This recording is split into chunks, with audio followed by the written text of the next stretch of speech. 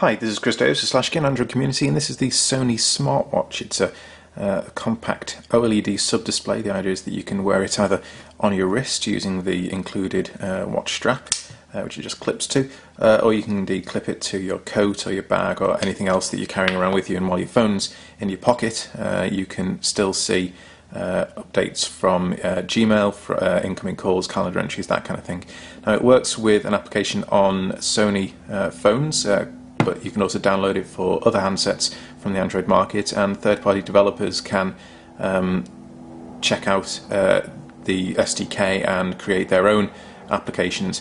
So it's got a very small colour OLED screen. It doesn't show so great on video, but it's reasonably bright in real life. Direct sunlight does give it a little bit of trouble. Now, the screen does respond to multi-touch. You saw before that I used a two-finger pinch gesture to go back to the main menu, and it uses various scrolling to go through the different apps. So, for instance, we can if we receive a call on the phone, so if I just dial the Xperia S, you can see that after a few seconds it pops up with whoever's calling. If there was a profile photo assigned, that would come up as well, and you can answer or end the call, though obviously it doesn't have a speakerphone built in, so you can't actually take the call on the Bluetooth watch itself.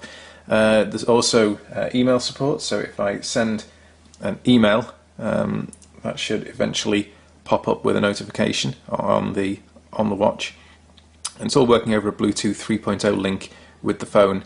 And as I said, there are multiple Android apps available to download and install through the Live View Manager on the handset, which eventually, when Gmail starts to do its thing, you get a list of the latest messages. Now, some of the other apps that are available from third parties are quite interesting. There's Endomondo for exercise, but this is quite cool. It's a viewfinder app. It's a little bit buggy, we've found, but if it works, it allows you to watch. Doesn't want to load up. As I said, a little bit buggy, but when it works, it basically takes the view from the camera.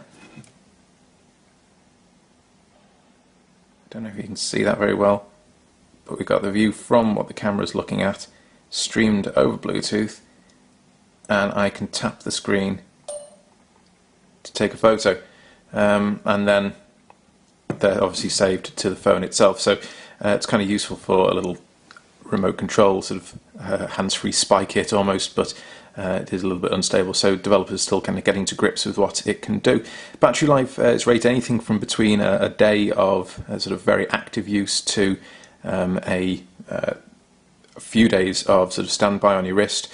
In practice, we've found that roughly a day or so is about the most you'll get from it with a persistent Bluetooth link, and obviously you have to also take into account the fact that you're using Bluetooth powered on all the time on your phone. It's not Bluetooth 4.0, so it's not the kind of very low power variant. Still, it works a lot better than the Sony Live View of before.